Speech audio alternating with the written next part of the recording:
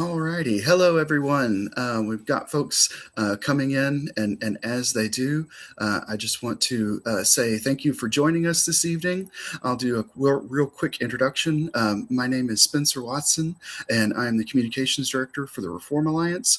We are a nonprofit organization, and we work very hard to try to help parents connect with an educational environment that is going to work best for their child, whatever that environment might be. I appreciate you joining us this evening. We wanted to hold this webinar to coincide with Autism Awareness Month.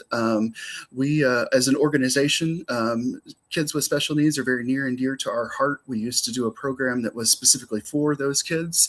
That program has grown and evolved and become a different program that we no longer manage. But again, it's a cause that still remains very near and dear to us. Want to welcome you tonight and just sort of let you know kind of like what the format's going to look like. We've got a couple of guests here. We may have a third. She's traveling, and we're not sure if there's some technical issues, but if another person pops up on screen, that's what that's all about. But we're going to have just a couple of presentations here, and really the rest of the evening is going to be devoted to question and answer. I want to let those who are attending know that you can ask a question at any time by clicking on the little Q&A button at the bottom of your screen. Tap it if you're on a tablet or phone. Click on it if you're on a mouse-driven device or touchpad-driven device, and you can type in your question. You'll still be able to hear what's going on. You don't have to miss anything. What we'll do is we'll log all of those questions, and after we have these couple of presentations, we'll kind of come back and circle back to those. But if you want to ask something specific of those folks, just make a note in it. As you write your question, go ahead and submit it, and we'll kind of circle back to everything and use our remaining time for questions. So that's enough out of me. Real quickly, I am going to ask our guests to sort of introduce themselves real quick. And Courtney, you're sort of the first on my screen. So if you would tell us who you are and what you do and sort of why you do it. Okay. Hello, everybody. I hope you had a good day today. My name is Courtney Williams. I am from Compass Academy, which is a private school, K-12 school, nonprofit here in Conway. We opened in 2015, and so we've been open for about 11 years now. I'm glad to be here tonight. Very cool. Thank you very much. And Callie, can you tell us a little bit about yourself? Yes, I'm Callie Smith. This is my 13th year in education. I have worked at Easter Seals, Arkansas, and as well as Access Academy. But that's my full-time job. But my part-time job with the organization, the Arkansas Autism Foundation, I am a board member. I also am the VP for marketing, and I am the Sensory Santa chairperson. So very involved with the foundation and all of the things that we do here in the state of Arkansas.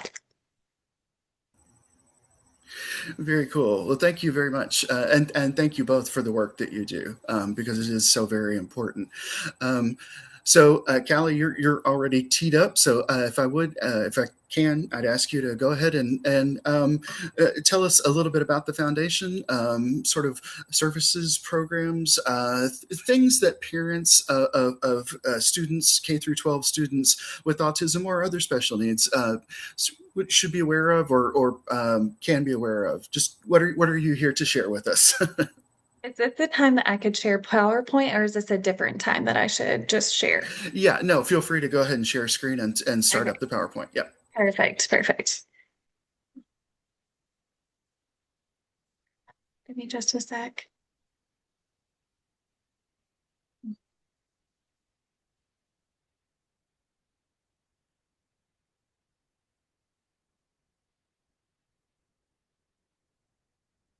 Clearly, I've worked all day and forgot to use technology, but that's okay. So hopefully you guys can see my screen. This is just our mission. It's the Arkansas Autism Foundation. It's a nonprofit organization here in Little Rock, basically, but our services extend all across the state. Our group is 10 years old, so it was funded in 2017, founded in 2017. We are basically parents, teachers, community members, medical professionals, anybody that is wanting to bring awareness and inclusion to the state. And some of the most important things that we do is we have 4 signature events every year to bring that awareness and inclusion and just events to the state. We have our Autism Walk-In Festival every April. It just happened at War Memorial. It's for educators, vendors to come out and just feel community, feel loved, feel happy, all the things, while having a day out to celebrate them.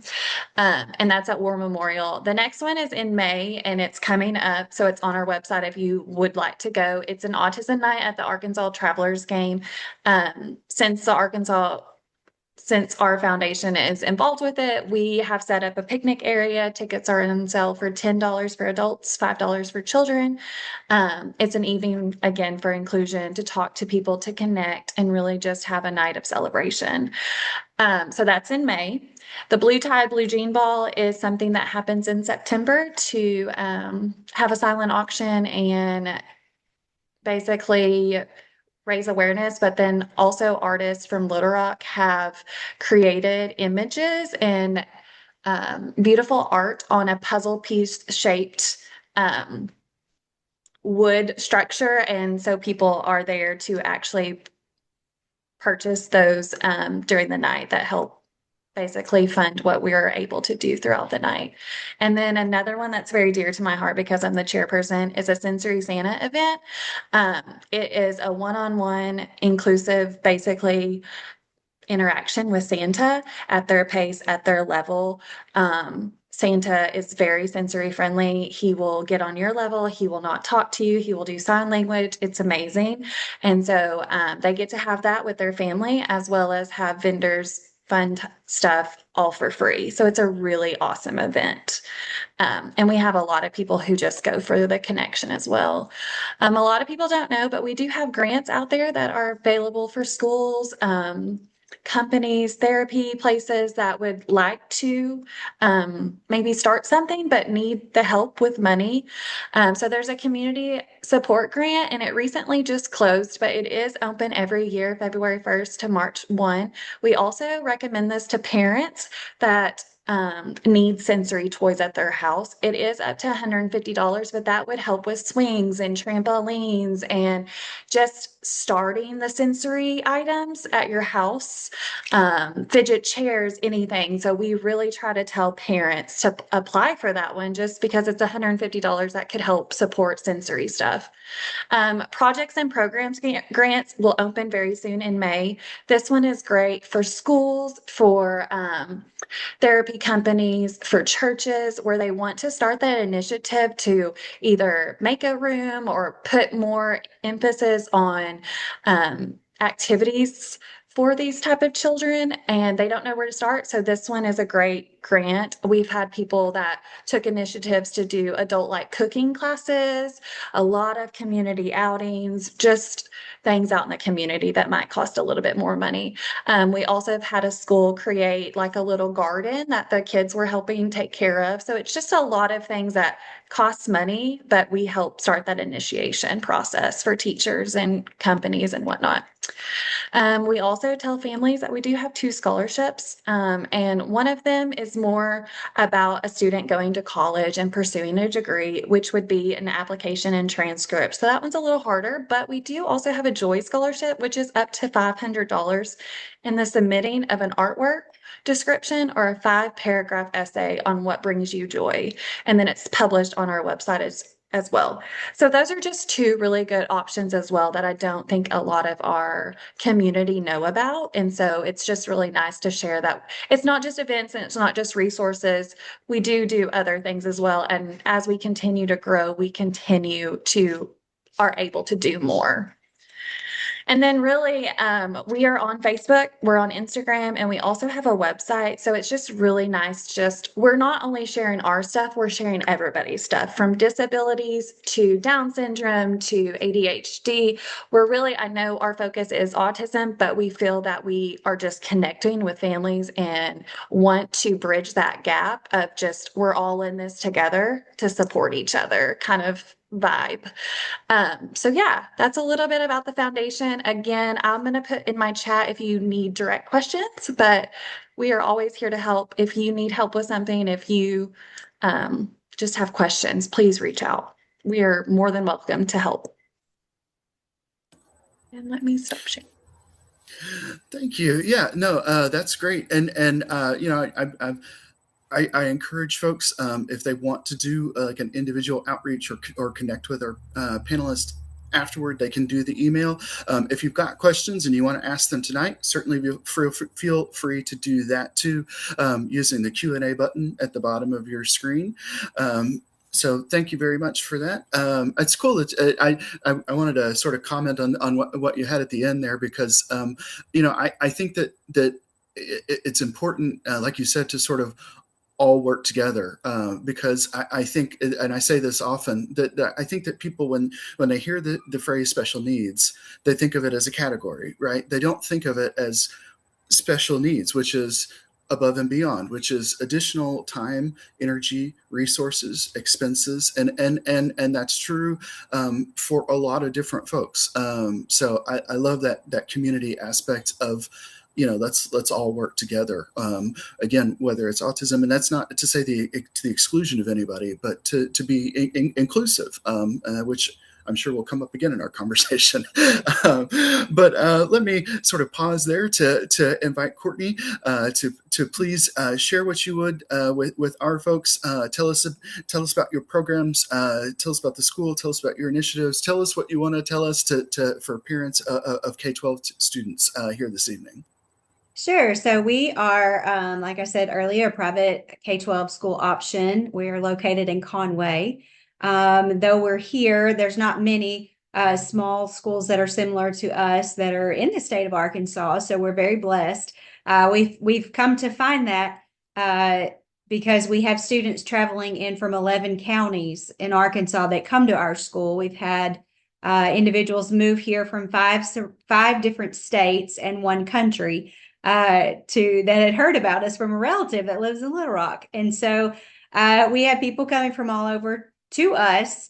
And, you know, we've just realized schools are not a one size fits all. And so that's what we kind of are. We started in 2015. The idea for our school came from a group of parents and grandparents that had children that just weren't thriving in whatever setting they were in, or they were nervous about them going into a different setting, whether that be going from a developmental preschool into that big kindergarten year, or whatever, going from middle school to junior high. I mean, there were just all kinds of scenarios, and majority of those families had children with autism diagnosis.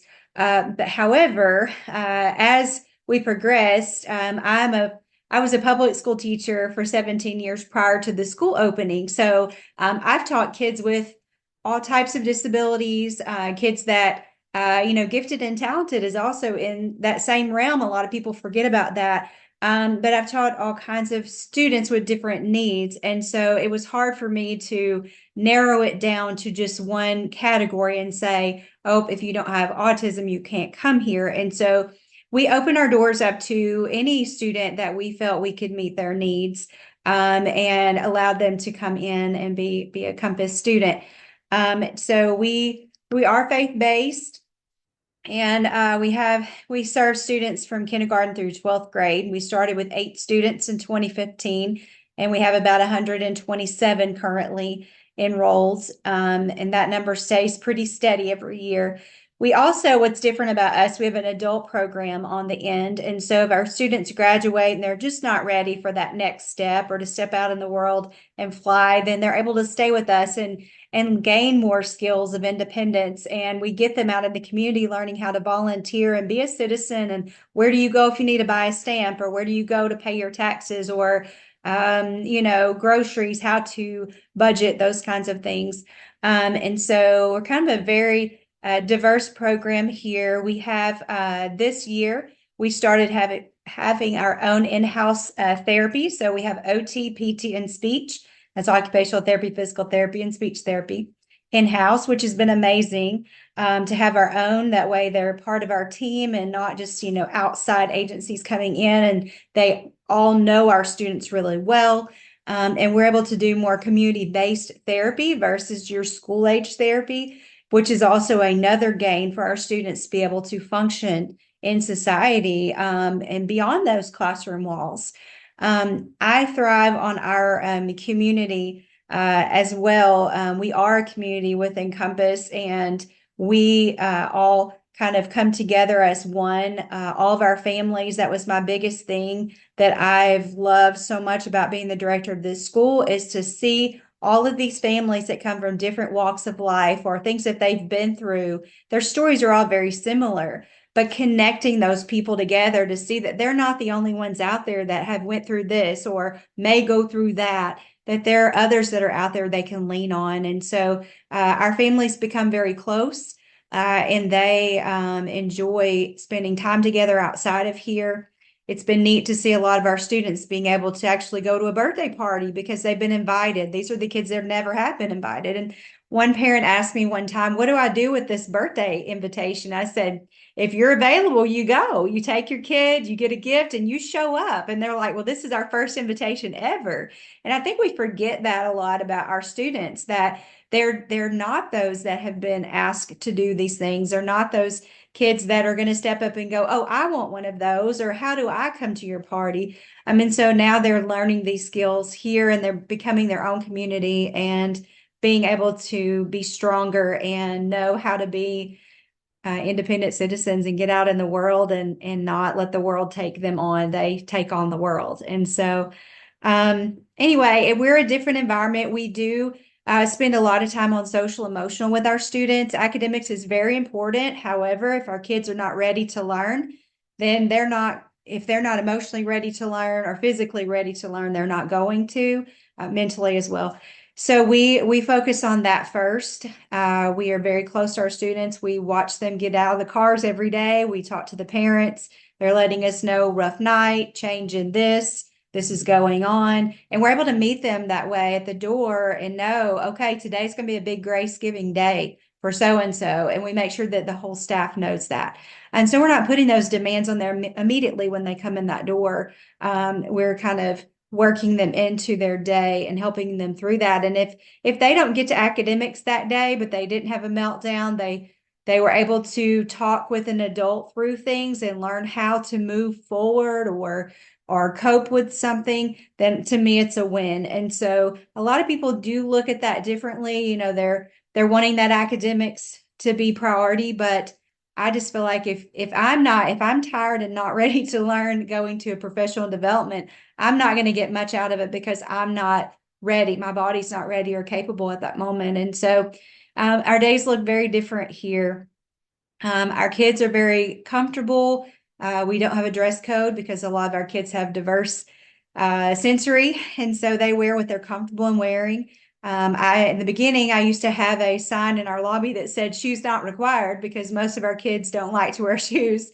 But we just want them to be comfortable and be confident. And if, eventually, if they're not shoe wearers, they will be. But we have to find out what's priority for each of our kids and kind of focus on that. Um, I'm trying to think of something else, but I'm not for sure what else is needed.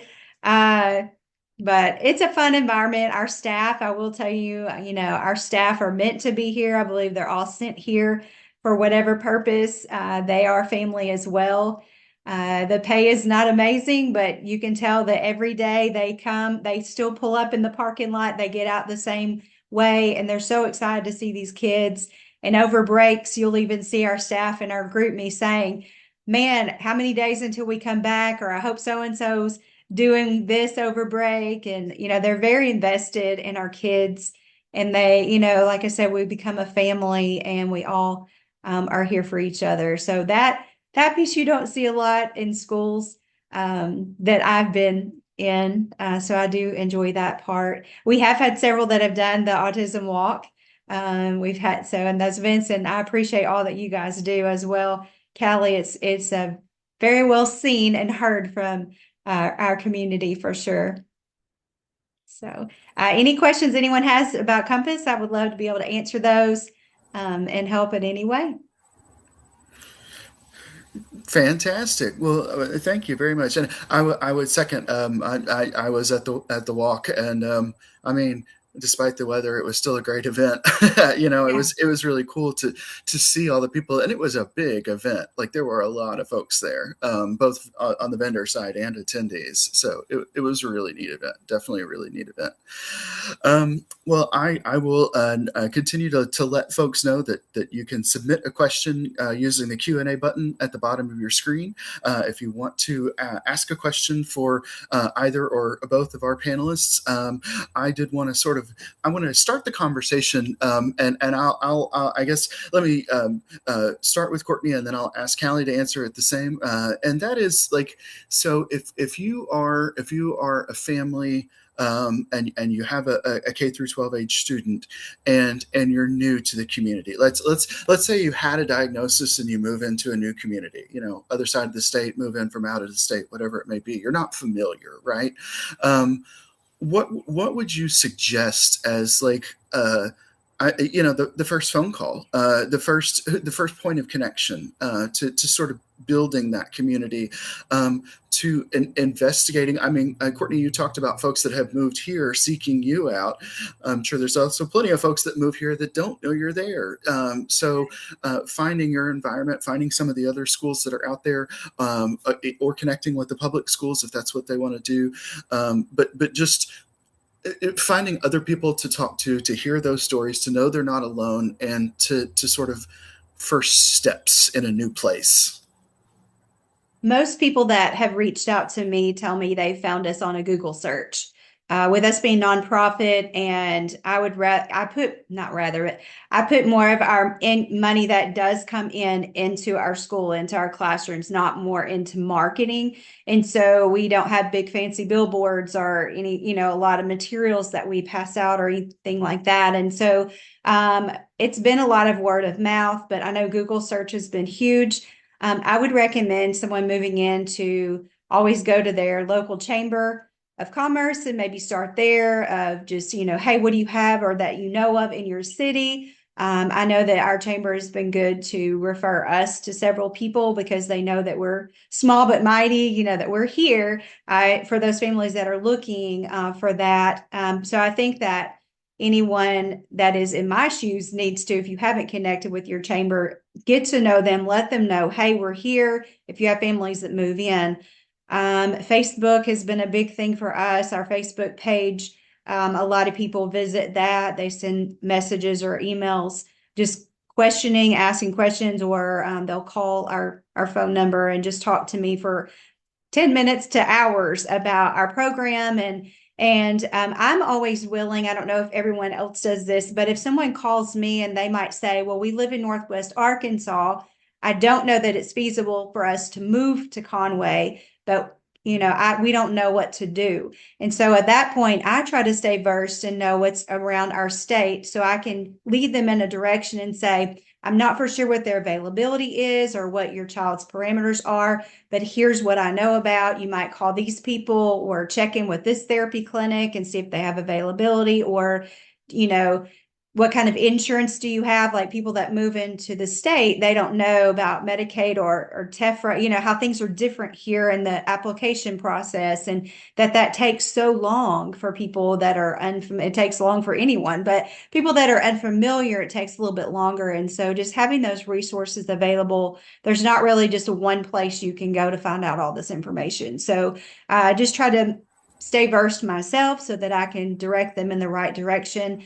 and hopefully be a helpful source for them. But it's a lot of groundwork. There's just not a one-stop shop, unfortunately, to find out all that's available for these families.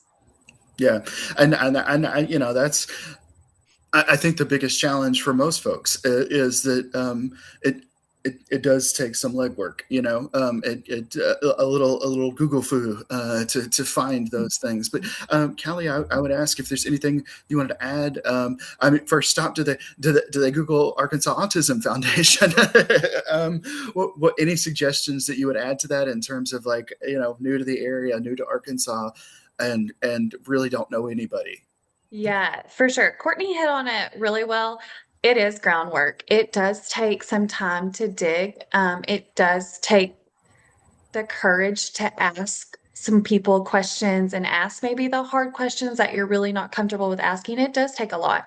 But we like to start off, we do recommend telling people to look at us online, and we can submit answers. There's a lot of us on there that just know a lot of people that we can just dump them in our group chat. And I'm like, who's a point of contact? Who can reach out to this person?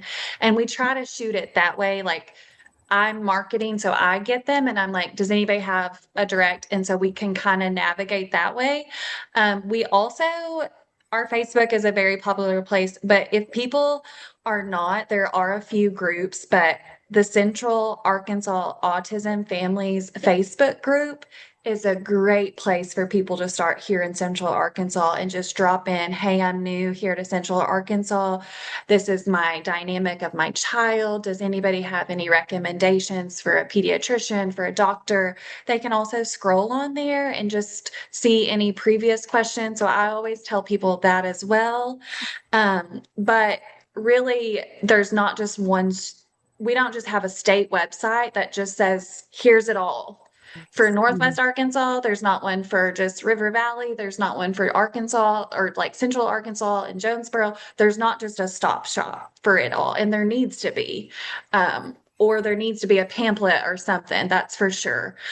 We shouldn't just leave them from a doctor's office and they figure it out. That we really shouldn't do that. We should give them more information for sure. But I definitely lean to people to start Google searching, go to Facebook. It's an easy word of mouth. The two schools that I've worked at Easter Seals, Arkansas, and the academy and access, a lot of it is word of mouth, because when you have a child with disabilities, you know how important it is. So you tell other people and you tell those family members, and it's just like, my child's happy, my child's safe, my child's comfortable, they can handle the feeding tube. Like, that means so much more than marketing a billboard, because word of mouth is very telling from our community and our parents. It means so much to them to have a safe place, a safe team, a safe building. Like, it means a lot to see their child go out and smile every day consistently. So it does, word of mouth is very popular in the state of Arkansas. I think it's because we're Southern and we're just so friendly to everybody. But I would definitely start with those things for sure. Yeah. And to add, I also think that it's good for families that are inquiring with places to take the road trip, go visit, check out these places.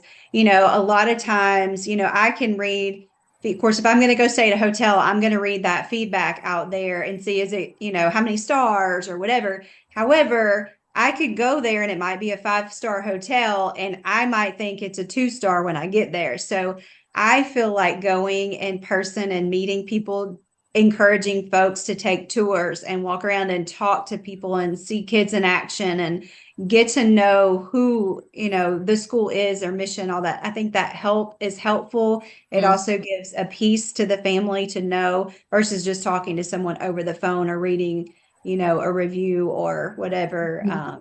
But I know everyone can't do that, but I do think it's a helpful piece to do when making such a big decision about, what school you're going to go to or what programs you're going to, sign your kid up for. I think it's always helpful.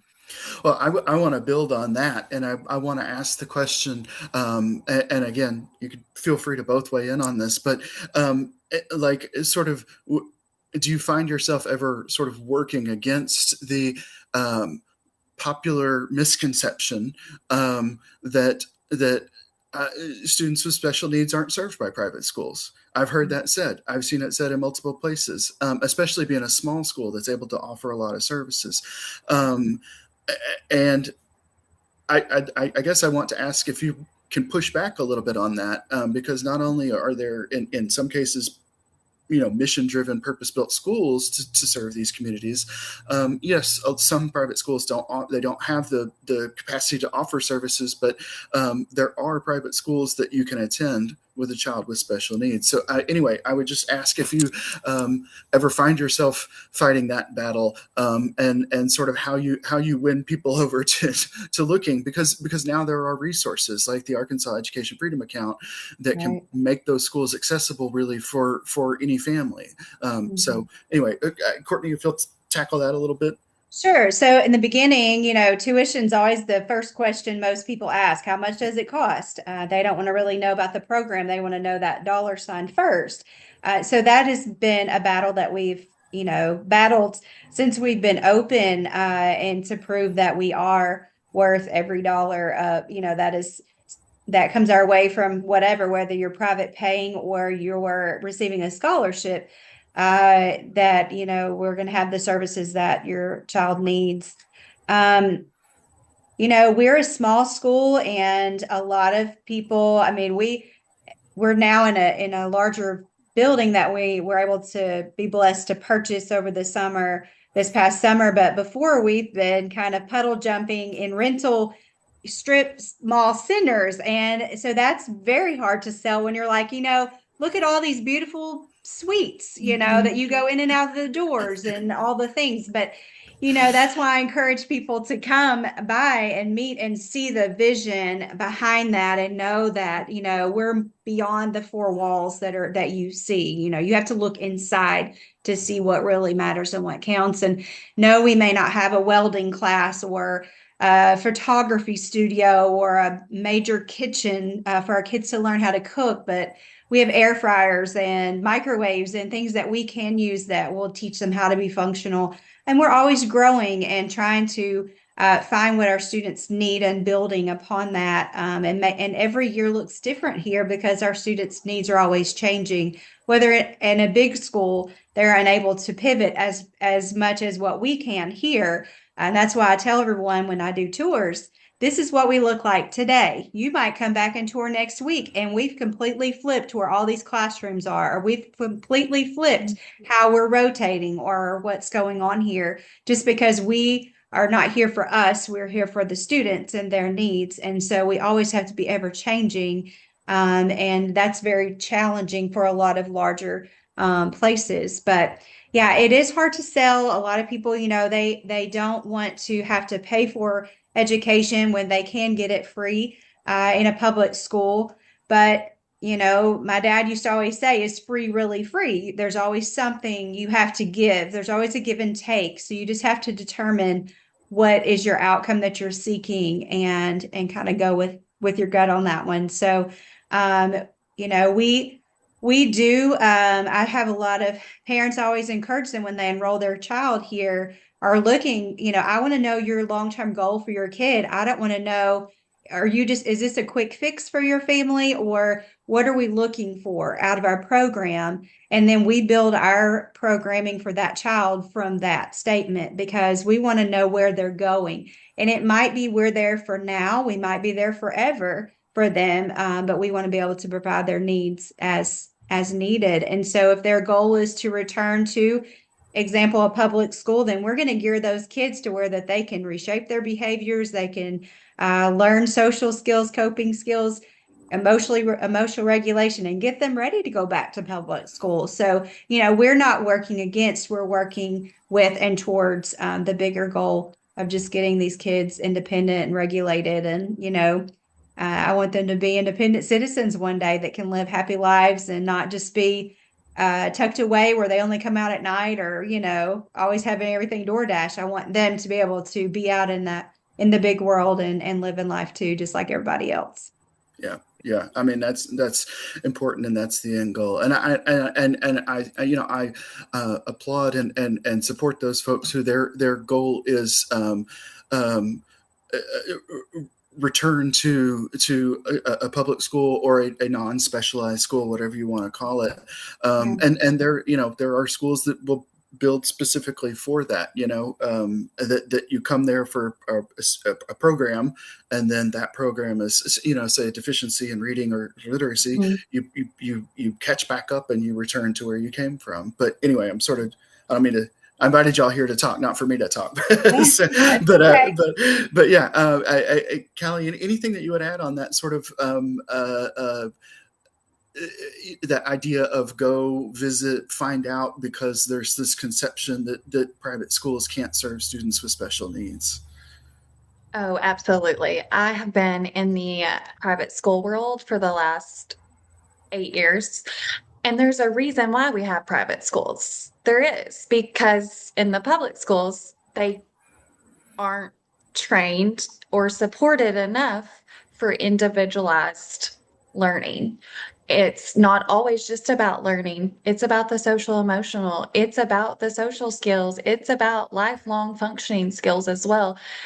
And behaviors do happen as well. So it's just a lot. It's not just one thing. And I am a type of person where I don't want students to have to fit into a mold. Like Courtney said, every day might look different. One day the tables might be here, the next day it might not.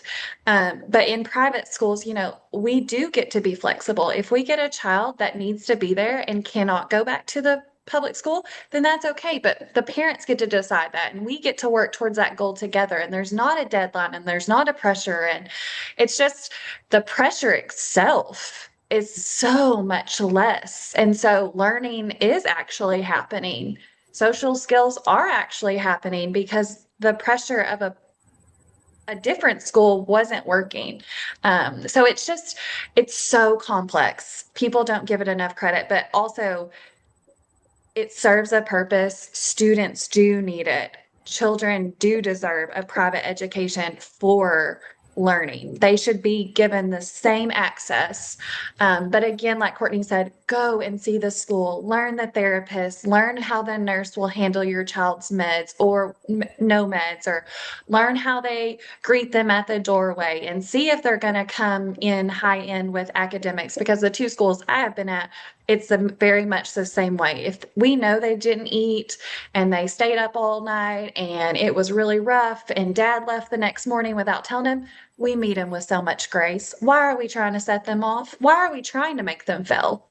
Yes. And so it's a total different ballpark where it's just like, I'm here for the child. I'm not here for the academics or the test score. I'm not here for that. I'm here for the child. So, Yeah, yeah, very cool, very cool. yeah. Well, let me then talk. I wanted to ask you guys, because you're both educators, about the idea of and I'm a little bit out of my element here because I'm not an educator, but the inclusion or mainstreaming, and the idea of neurodiverse classrooms where you've got everybody together, and the importance of that for whether it's for certain subject matter or for certain reasons, and maybe when parents should be advocating for a child, or conversely when parents should say, you know what, I don't think that's the right environment. Can you elaborate on that a little bit for me? And this time I'll start with Callie, if you don't mind. So I think it's a great concept. Again, I think every child is different. I think every child can tolerate everything different. So it's really hard for a model to be approached and just said, this should work for every child.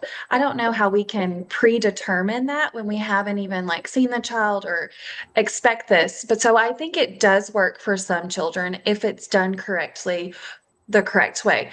But what we struggle with the most is when that child is in there with them, we can't predict what's going to happen. Like we can't keep them safe from the others, which I'm not making that extreme. It could just be a rude comment where they just say, hey, Four Eyes. But the child could suffer so much from that where we didn't have to do that to them. So I think it's one of those things where we try a little bit, but we can't just drop them in there and just expect it to go well. Like, I think it has to be done with correct supports, a time, a place, expectations from both people. Like, we're holding them accountable as well. Like, it's not, so I think it has to be more thought out. It has to have a plan rather than we're just going to put them in there and it's going to be inclusion and there it is, because that's not going to work. Yeah. Courtney, any thoughts? And welcome, Shelby. I appreciate you Hello. joining us. Yeah. Courtney, was there anything that you wanted Sure. to add on that while we're on the Yes, topic? Yeah. I experienced this as a public school teacher. I was a self-contained teacher for quite a bit of my 17 years, and when I went into my first classroom, I remember going to my principal saying, "So when do we get to get out?" Because I felt like we were always just trapped in that room, and I wanted my kids to get out and get to know other kids. And I have all these goals for them, but I can't teach them how to get along with others when the others are either all nonverbal or we had just struggles within our own classroom. It just wasn't going to work. And in the real world, you don't have a Walmart for children with or people with disabilities. You have a Walmart for everyone, and they have to figure out when to go. If it's too loud, you go at night or early in the morning. There's all these factors that we are keeping from them when we shelter them all in one area. And I agree with Callie, you have to do it correctly. My principal in the beginning would say, well, this you're going to be doing inclusion, you're going to move your kids, so they'll go in at this time, and you're going to take so and so. And by 2 weeks in, I went back and said, look, this teacher is not welcoming us. They're a great teacher, phenomenal teacher, but they're not welcoming. They're not the right one for this student. They are unsure, and it's not a good fit. So can we try something else? So by the mid-year, this principal's going, what do you want to do now? You just tell me where you're going to be and where your kids are going to be, because they knew I was going to be pushing them where I felt they would benefit the most and get the most out of it from the teacher, from the experience of being in a classroom with those neuro kids, and learn, a good learning environment to help them grow. So I do feel like it's needed. Here at our school, we actually have a few students that do not have disabilities. Some of them are siblings of kids that do, and some are not, but they've just needed a different environment to where they could grow and learn. And so we've welcomed them in as well, and it's been very beneficial for our kids to be around other kids. But yeah, like I said with Callie, it depends on how it's being done and what are the end results that you're looking for out of each situation. Okay, fantastic. Oh, Down. I'm, Shelby, are you ready? Okay, I'm sorry. here. Yes, I'm here. Yeah, I just wanted to tell folks this. I mentioned at the outset we had a third panelist. She is traveling. She is in a different time zone, and so we had a miscommunication on when things were going to happen. But that's my fault. Shelby, if you would sort of introduce yourself, tell us who you are, who you're representing, and if you would tell us about that organization and a little bit about what you do. Well, thank you for letting me come in late. And I've just been pacing the halls ready to join you guys at what I assumed was 8 o'clock p.m. in the East. I'm on the East Coast. So I assume, I mean, I've done the math all day long and reassured myself that I'm joining correctly. So messed that up altogether. But my name is Shelby Knight, and I am the executive director of the Center for Exceptional Families. For those of you that may not know what that is, we are the Parent Training and Information Center for the state of Arkansas. So it's our role as a parent center to provide advocacy services to families whose children have different disabilities. Now, the federal program, the Parent Center program, covers birth to age 26, but our program spans the life of the person with a disability. When we go much further than that, just the federal program covers birth to 26, but we have other programs that benefit all ages of students. And my son is 36 and has autism, so we don't have a cutoff age. We're never going to have a cutoff age because you've got to provide services. We don't overcome autism when we hit our 30s. We just keep chugging on through it. So we have to have programs, and I'm always trying to reinvent something for my son to participate in. So it's important that we do that. We span the whole lifespan, but we connect families to local resources that they're searching for, whether that be CES waiver or AR-HIP. We work them through the TEFRA paperwork process. We help them with that, and just provide the resources that we can for them to kind of get them on their path, to get them toward the right direction. But then we also, the best part about what we do is that we teach families how to advocate for their children. So A parent can call us. They've just received a diagnosis, and Arkansas Children's Hospital will typically give them our information, or wherever they may be diagnosed at locally, whatever. If they can connect to the parent center, we can talk to them one-to-one. Most of the staff that I have are parents of kids with disabilities. So we're uniquely qualified to work with mom or dad when they're just finding out about a diagnosis. We can have those conversations with them.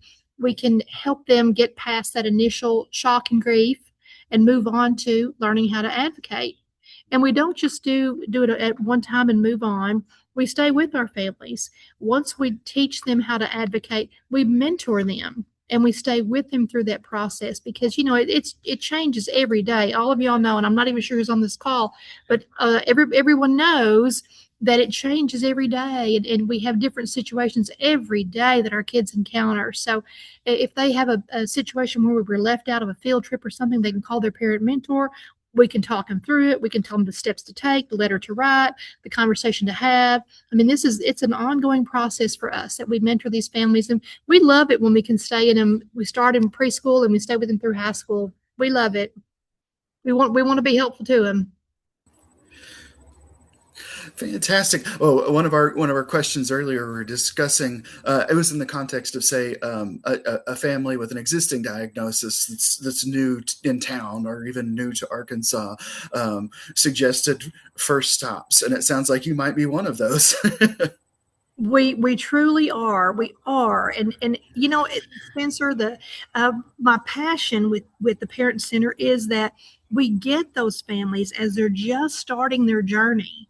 Because if we can get to them early and teach them how to advocate, teach them how to talk to the professionals, teach them the value that they bring to the table as the parent. If we can instill that in families, when they get to public school, it's a much easier process. I mean, it truly is, because parents, especially these days, when you have access to all the online support groups and all the chatter, it's especially important that parents understand that they're a team with their district. Let's start out as a team. Let's be unified in what we want for this child. It's not us against them. It's never us against them. It's always we're in a partnership, and we need to look at it that way. Now, sometimes things are going to go bad, but we need to start that way. And so it's always been our goal to help parents understand that we are in a partnership with the district that you live in. Yeah. A couple points I want to come back to, but I don't want to skip this because we did have a question that came in.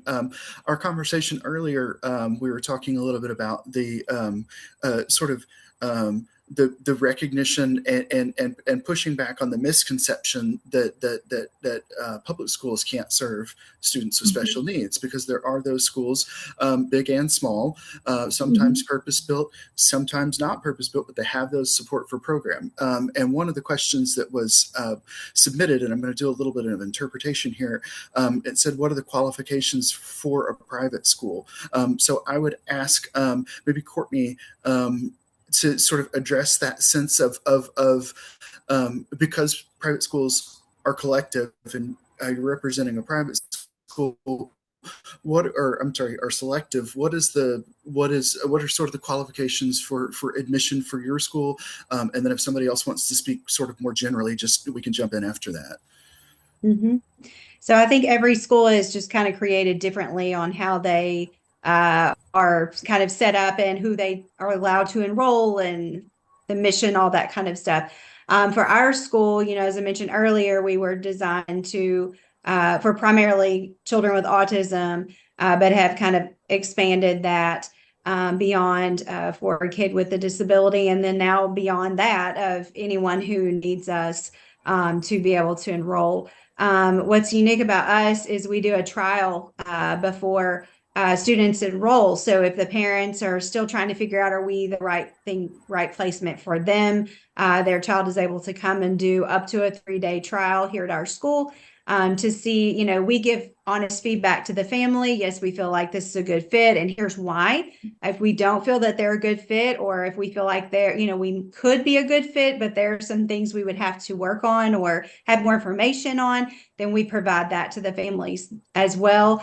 If we don't feel that we're a good fit, we always have a place to refer them to. I never like to let anyone leave my doors without sending them in a direction, because I feel like a lot of our families are walking in circles most of the time, looking for support, help. Where do I go? What do I do?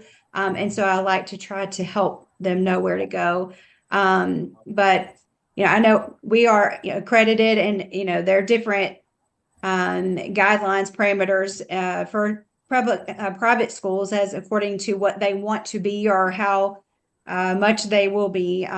So I know with the scholarship, in order for families to receive scholarship and use those funds in a private school, they need to be accredited. That's one of the qualifications. And so that's a big, lengthy process that the schools have to go through, or placements have to go through in order to receive those funds. And so it's just like the public schools going through all of their processes in order to keep their certifications and things. It's very similar, very lengthy, very time consuming, but very, very thorough. And so just knowing that anyone can survive getting through that and keeping their renewal is a big thing for that institution or school, in my opinion. So. Yeah, I have not participated in that process, but I know a lot of what it entails, and it's a lot of documentation, a lot of conversation. It is.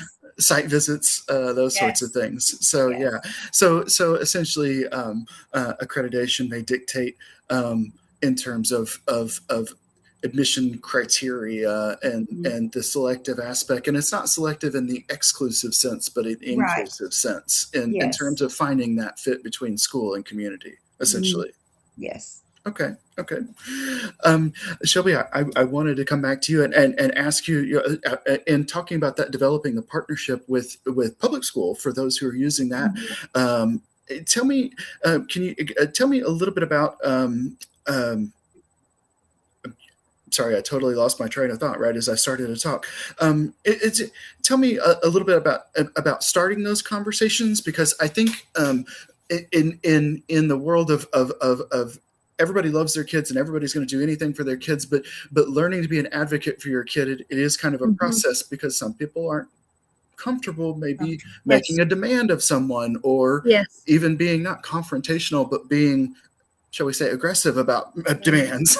Tell me a little bit about, like, what do you suggest parents do in terms of building that partnership and starting that partnership and asking for things?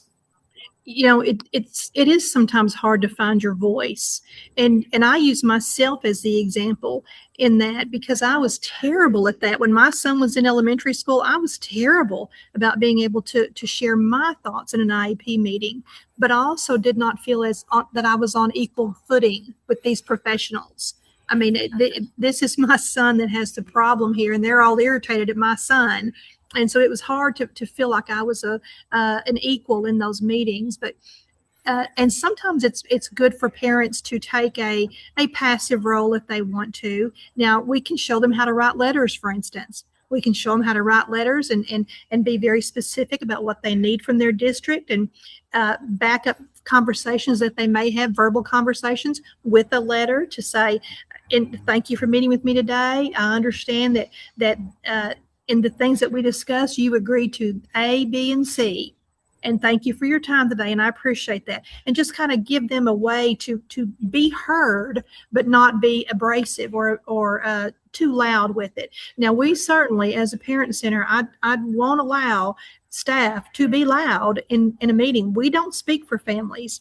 We teach families how to speak for themselves. It's not our role. We're not attorneys. We don't represent them in any way at these meetings, but we work with them so that they understand what their role is.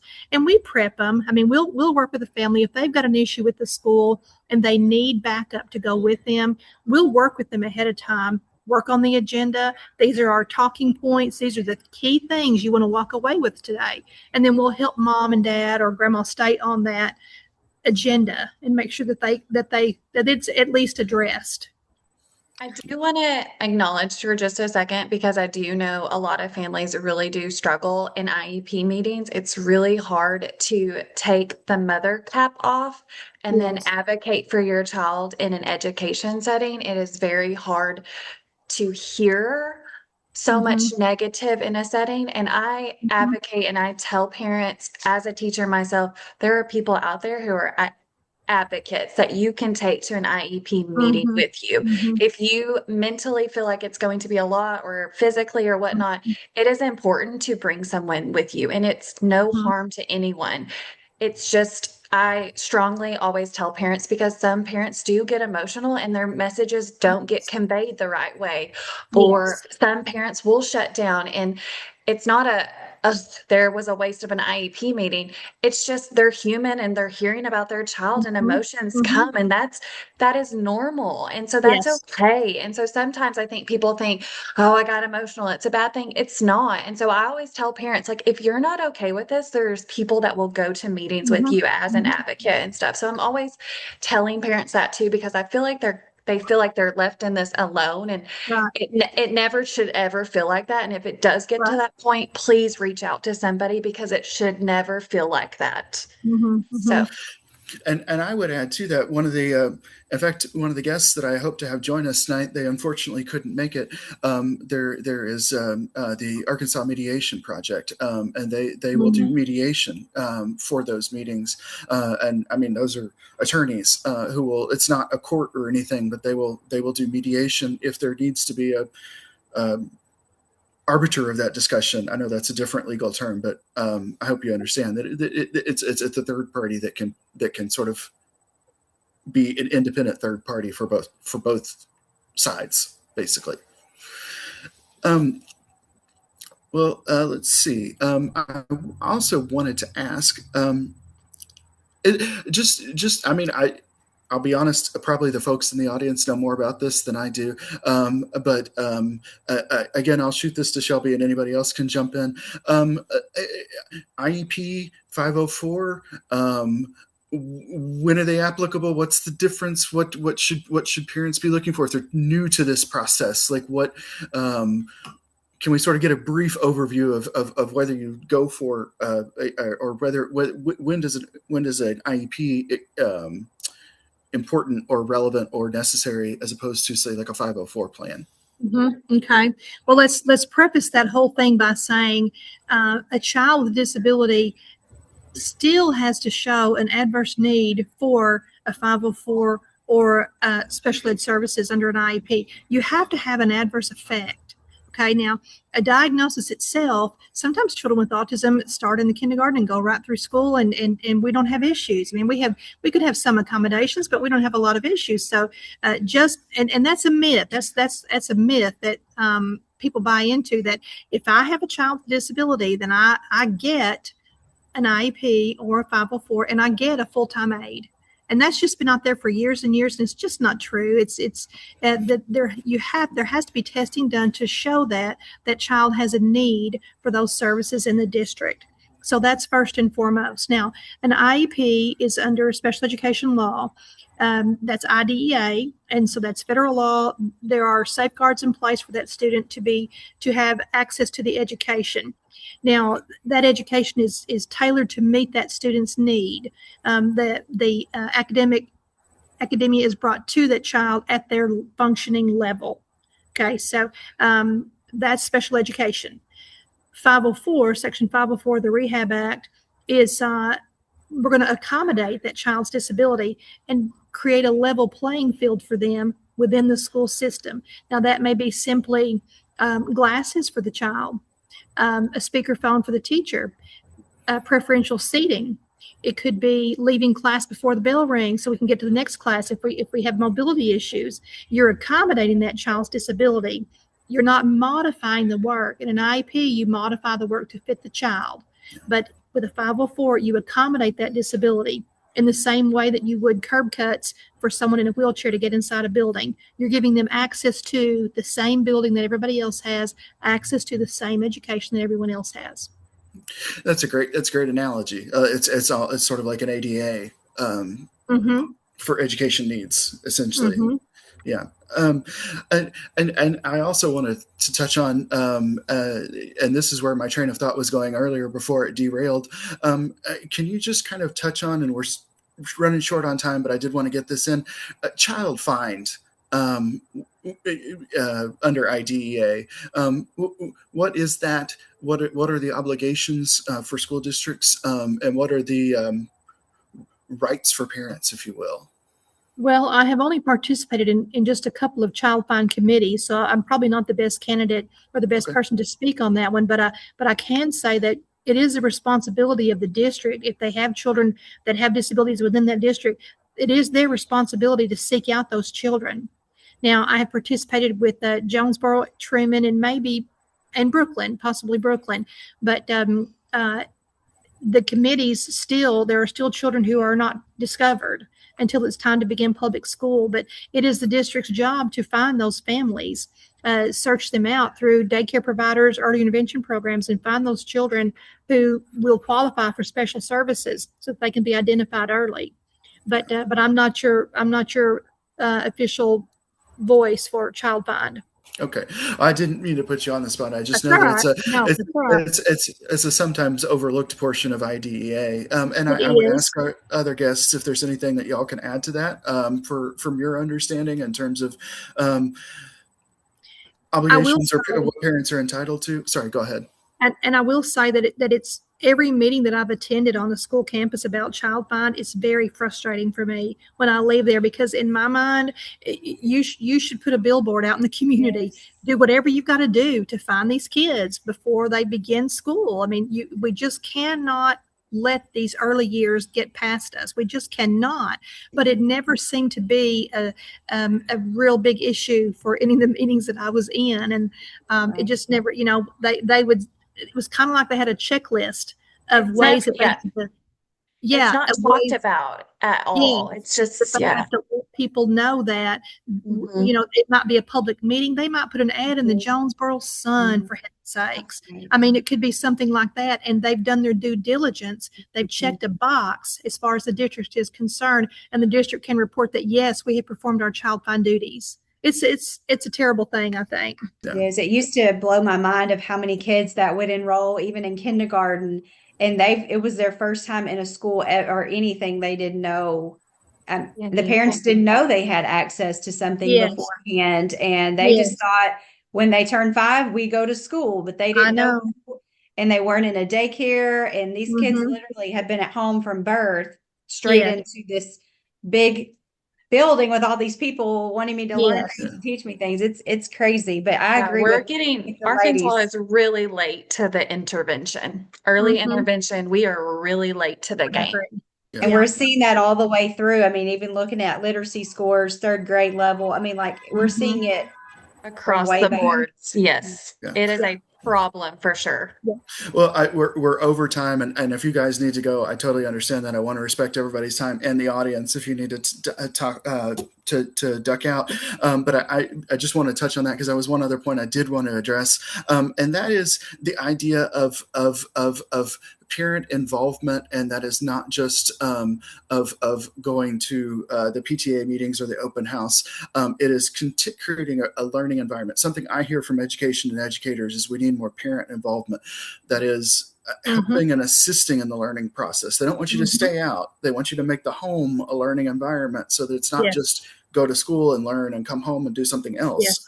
It's the stretch. So we'll just go around the horn here, and I'll start with Shelby, and real quickly just ideas, methods, suggestions for parents to create that learning environment outside of school. Yes. I'm gonna put a product out here for you now. In the Parent Center, we have what is called our toolkit, and it's a 3-ring binder that's tabbed for your IEP, your 504, medical records, conversations with your district, agendas for your IEP meetings, parents' rights. All those things are tabbed within here. We work with families to teach them how to use this so that they can learn to become that advocate, so that they can feel empowered, and so that they will engage with their district. We encourage families to take their toolkit with them to their IEP meetings or their 504 meetings. Take it with them. It contains the IEP. You can easily flip through it in your own binder and follow along with the district as they go over the IEP. But we have to get parents to engage. They have to feel like they are a partner in this process. And the toolkit helps them do that. We show them how to use it. We urge them to carry it with them to their IEP meetings.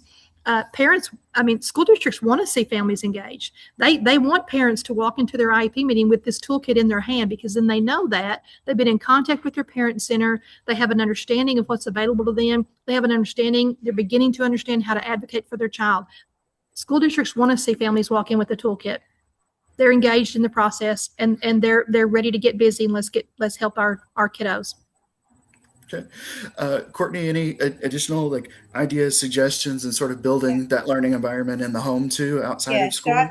I feel like relationship with whatever school that you're in, school environment is important. I think you need to know who you're working with and kind of develop a relationship among your team, instead of just seeing each other one time a year at a conference, because that way you lose. When you do that, they don't really know what all's going on in their kids' lives, what's going on at school, and is this modification even needed anymore? Or why are we doing this kind of thing? But I think developing that relationship with the school to whatever level that you're comfortable, so that when everyone walks into the meetings, they're confident, they're comfortable, and it's not a bash fest or I need this, like demanding. Right. It's a let's work together to make sure that the child's needs are met the best way that they can, because we all know them. It's not a we're checking these boxes because we've got to put something on this document or whatever. I feel like more parents will feel willing to engage if they have that comfortableness, like if they feel like they kind of know you and that you are on a mutual respect level, not they're with the school and I'm just the parent. Just the parent is just as important as we're just the school. I mean, because they birthed the child, they're bringing him too. Like, we have to be a team. They're their baby, that they need to know, they're their biggest advocate. And so we've got to come alongside each other and support each other and create that atmosphere to where everyone feels like we're a team, and we're not always going to agree, but we can agree to disagree, as long as the best interest of that child is the outcome of every conference or meeting that we have. But I feel like a lot of parents just feel like they're not empowered with anything because they don't have a degree, or they don't understand all the lingo or jargon on the documents, or, I don't know what that word is, or, why does my kid need that? And I feel like they walk in defeated most of the time anyway. And so, but if it's a confident, comfortable environment, and that they're just going in and having another conversation about the child and their best interest, I think that helps a whole lot. Yeah. Education loves jargon. I got to say it. Education loves Yes. jargon. Yes. Callie, I'll sort of finish out with you, and then we'll sort of close out. Just anything to add to that in terms of tools or resources or suggestions in that building learning and literacy. Again, as we were talking about earlier, especially in those middle grades, or other suggestions to sort of create a continuum of learning outside of school. So I kind of interpreted this question different. So I'm going to just answer it in so many levels. So whenever we have children come to us, autism, Down syndrome, all of the abilities, mobile, all of them, we want school and home to be scheduled and in a routine, so that they know what's coming next, so that they know there's an end to it. Because that's our expectation at school. We also want them to have that expectation, maybe not the same every day, but so many of our kids thrive from seeing what's happening first, second, then last. And so that can just be sticky notes, that can be pictures, that can be anything. It does not have to be fancy at all. But as a teacher myself, I love to make an extra copy for a family and say, hey, this is what we're doing. Let me know what your homeroom routine looks like, so I can make a schedule for your child at home. If you guys have any extracurricular, I also like to bridge. So whatever they're using at home, if they use picture icons, bring them to school, so that whenever they come to school, they can communicate how they have been communicating. Even though it's a new environment, we're not going to walk in empty-handed. We're going to come with the things that are comfortable and what they've used. And then as school progresses, if we fade and make that a different way, and they use verbal communication or PECs or sign language, whatever, but bring those tools. school and home should be connected. It should be a relationship. When there's a rough night at home, there should be a text sent. When there's a rough time at school, there should be a text sent. Whenever there's something good happen, there should be a text message sent to celebrate the good and not always the bad. Yes. Whatever I expect from my kids, I'm modeling it at home. So if I am frustrated, I model what that looks like and how I get through it. Everything should be verbalized. Like, that's a fire truck. Like, we have to model it for these children. We can't just expect that they're going to figure it out. And that's what I always tell parents. I'm like, you have to get involved. Like, you have to. This is a team effort. They are not going to just figure this out themselves. They're trying to communicate something to you. And so it's just bridging that gap of like, I think sometimes people think what happens at home can't happen at school. Yes, it can. We can work and manipulate it to be more functional in a school environment. But if they're pointing to a picture at home, we can point at a picture at school. That's okay. And so it's just that expectation is still there. Like, we're not putting a higher expectation on them just because they're at school. Like, we want to work together. Yeah. So there's a familiarity, a continuum, a sense that, I guess a sense of breaking down that sense of separation between school and home, in the way in the way that ensures that learning happens everywhere. Okay. Well, we've got about 10 minutes over, so I'm going to call it a close unless anybody has anything that they just have to add. Shelby, again, I'm sorry for our miscommunication. That is totally my fault. I hate that. Well, my Zoom connection says 7 p.m. Central Standard Time, and I'm like, okay, you got this. Log in there at 8 o'clock and get busy. And well, that's okay. Let's do it again sometime. I'd love to. Yes, we're very happy to have you. And I'm happy to have everybody in the audience that was able to join us tonight. We are recording this. We will post it. I will send that recording to everybody that has registered tonight, along with the slides that we saw earlier that have some of the links. Thank you to the guests who joined us tonight, to Shelby, to Courtney, and to Callie. And I hope everybody has a very good night. Thank you all. Thank you. Thank you so much for having us. This was great. Thank you.